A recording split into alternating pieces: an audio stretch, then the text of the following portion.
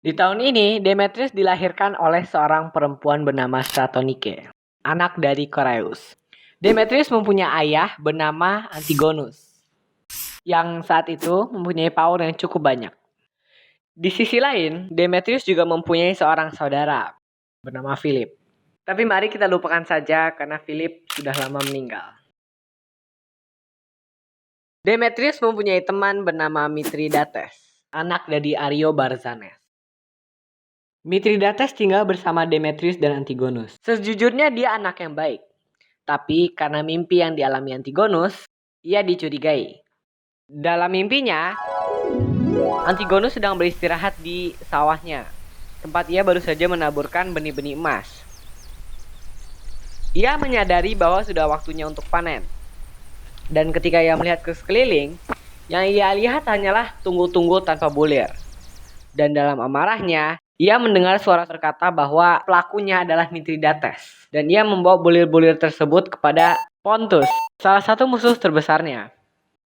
Antigonus sangat terganggu dengan mimpi ini. Dan dia menceritakannya kepada Demetrius dan membuatnya berjanji untuk tidak menceritakannya kepada siapapun.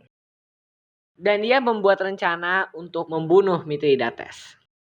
Demetrius yang sudah terlanjur berjanji bingung karena ia ingin menepati janjinya, tetapi ia juga ingin menyelamatkan temannya. Akhirnya, dengan ujung tombak, ia menulis pada tanah.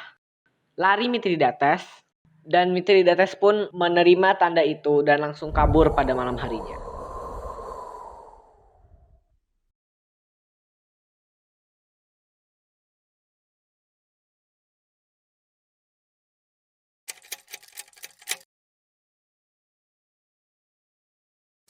Demetrius, kata Antigonus, dengarkanlah ayahmu. Kau tahu Ptolemy, Jenderal Makedonia? Tahu ya, jawab Demetrius. Seranglah ia untukku. Aku sudah lama menyimpan dendam besar kepadanya. Tapi pada usiaku yang saat ini, lebih baik aku menjaga diriku dan tidak berperang. Perang pertama Demetrius didapatkannya ketika ia berumur 22 tahun. Ia diperintah oleh Antigonus untuk menyerang musuhnya, yaitu Ptolemy. Demetrius tampak masih muda pada saat itu. Sehingga dengan mudah Ptolemy menggulingkannya. Lucunya, ketika Chiles, salah satu jenderal Ptolemy ingin menyerang Demetrius dari belakang, Demetrius menyerangnya duluan. Jadi setidaknya ia kalah, nggak kalah-kalah banget. Ia pun kembali ke Athena. Lalu ia iseng-iseng ke Makedonia untuk menaklukkan beberapa daerah. Dan ia berhasil menaklukkan satu daerah dan langsung berfoya-foya dengan hasil rampasannya. Demetrius kembali ke Athena. Dan orang-orang Athena memintanya untuk memintakan padi kepada ayahnya. Karena saat itu mereka sedang kelaparan. Tetapi Demetrius menolak. Orang-orang Athena kecewa karena Demetrius tidak ingin membantu mereka. Sekali lagi ayahnya menyuruhnya untuk berperang melawan Ptolemy. Untuk merebut tahta Siprus. Demetrius pun berlayar dengan membawa pasukan tambahan menuju Siprus. Saat Demetrius sampai, ia disambut oleh saudaranya Ptolemy yang bernama Menelaus. Demetrius berhasil mengalahkannya. Tak lama kemudian, Ptolemy datang dengan 60 kapal di belakangnya untuk menyerang Demetrius. Demetrius berusaha keras melawan 60 kapal tersebut dengan 10 kapalnya. Dan 10 kapalnya tersebut berhasil memblokir jalan untuk ke dermaga. Sementara itu, pasukan daratan Demetrius sudah siap menyerang pasukan Ptolemy. Setelah Demetrius menang, Ptolemy malah memberikan daerah Salamis kepada Demetrius. Antigonus pun menjadi sombong akan apa yang telah dimenangkan anaknya.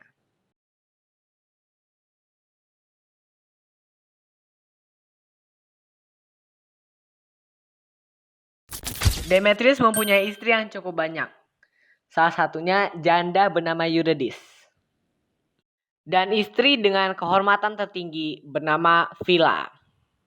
Phila sendiri adalah putri dari Antipater. Dan pernah menjadi istri Craterus. Salah satu dari semua penerus Alexander. Kisahnya menikahi Philia juga cukup unik. Demetrius merebut tahta Makedonia setelah mengalahkan dan membunuh Antipater. Orang-orang Makedonia merasa lega karena mereka tidak menyukai Antipater.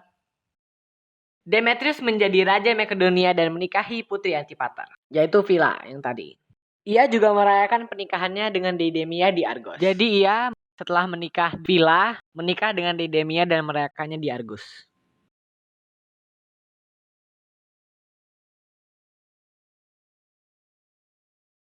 Tak lama setelah itu, orang-orang Rodian berperang dengan Demetrius. Demetrius menyadari ia memiliki kemajuan yang sangat sedikit ketika berperang dengan bangsa Rodian. Yang membuatnya bertahan bukan hanya ia keras kepala, namun karena mereka merampas kapal yang berisi pakaian, barang-barang, dan yang terpenting, surat dari istrinya, Vila. Surat-surat Vila dikirim langsung ke Ptolemy, dan ada juga surat dari Raja Philip, dan surat yang ditanggungjawabkan oleh Demetrius. Semuanya dibuka oleh bangsa Rodian. Demetrius jatuh sebagai raja yang mengenaskan. Tetapi, ia selalu mempunyai rencana untuk memperbaikinya. Di sisi lain, Vila tidak bisa menghadapi fakta bahwa suaminya diasingkan. Lantas, ia memutuskan untuk mengambil racun dan membunuh dirinya sendiri. Athena yang memberontak dari Demetrius meminta bantuan Virus dari Makedonia untuk perlindungan. Demetrius lalu mengepung Athena dan filsuf bernama Krates berhasil membujuk Demetrius untuk menghentikan pengepungan dan menyuruhnya pergi ke Asia untuk merebut provinsi yang dikuasai oleh Lysimachus. Saat berada di kota Tarsus bersama anak buahnya, Demetrius sadar dia dalam kondisi kekurangan. Maka dengan itu, ia meminta tolong kepada Seleucus, sahabatnya. Selamat pagi Seleucus. Sahabatku, bolehkah aku meminta bantuanmu? Aku terlanjur kekurangan dan tersesat di kota Tarsus.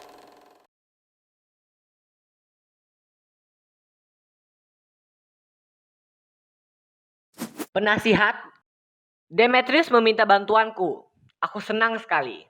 Aku sudah mengirimkannya beberapa hal yang mungkin ia perlukan. Mengapa kau membantunya? Kata penasihatnya Seleucus. Demetrius itu licik. Ia pasti akan justru merebut daerahmu kalau ia sempat ke sini. Kau kan ingin menjadi pemimpin dunia. Jangan biarkan ia menguras hartamu. Kau benar, kata Seleucus. Ia licik dan jahat. Aku tidak seharusnya mempercayainya begitu saja. Seleucus membawa prajuritnya ke Silisia. Sementara Demetrius masih terkaget-kaget oleh perubahan sifatnya. Ia lari ke gunung. Demetrius mendapati dirinya dikepung dari segala arah, yang mulai bergerak menaklukkan wilayah-wilayah di sekitarnya. Dalam setiap pertarungan kecil-kecilan, Demetrius biasanya menang. Namun, saat itu Demetrius jatuh sakit, dan kebanyakan prajuritnya meninggalkannya. Setelah pulih, Demetrius berniat menyergap Seleucus dalam tidurnya. Serangan itu dibatalkan karena Seleucus terbangun. Seleucus menawarkan sebuah pertempuran kepada Demetrius. Demetrius menerima tantangannya dan kalah.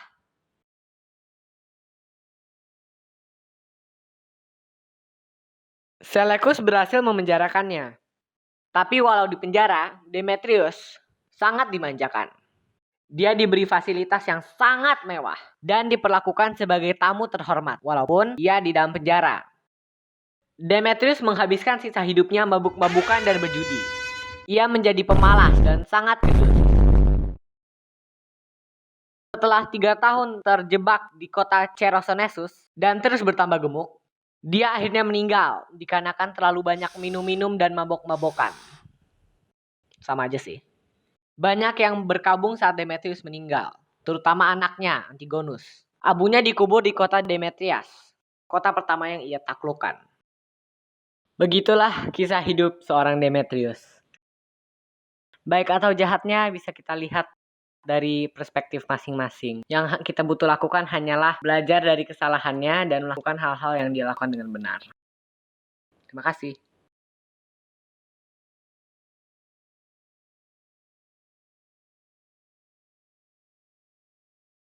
Waduh. Itu kenapa aku mau bilang bahwa sebenarnya aku itu alien guys. Jadi aku hanya bisa sama alien. Bisa-bisanya. Gak berfaedah ya seperti Sorry, ini. alien itu Messi. Kenapa? Apapun ya.